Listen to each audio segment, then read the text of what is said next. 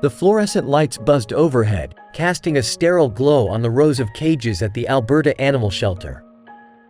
It was Friday night, and the air hung heavy with the scent of disinfectant and nervous whimpers.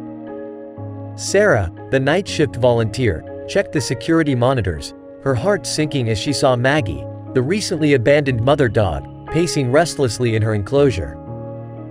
Maggie had arrived at the shelter just a few weeks ago, pregnant and terrified. The shelter workers had cared for her, offering food, warmth, and gentle kindness.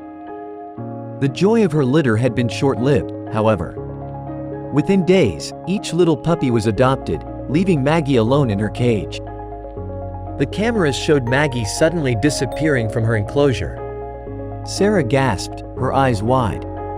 The dog was not supposed to be able to escape.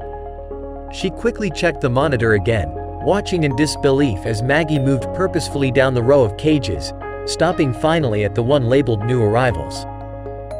Sarah grabbed her keys and rushed to the area. The camera feed showed Maggie lying down, her head pressed against the bars of the enclosure. She could hear the faint whimpers of two tiny puppies, only a few hours old, who had been brought in earlier that evening. Sarah's heart ached for the dog. Maggie had managed to squeeze through a narrow gap meant for food deliveries, but the bars of the New Arrival enclosure were too close together. She was trapped, unable to reach the puppies, yet her motherly instincts compelled her to comfort them from as close as she could get.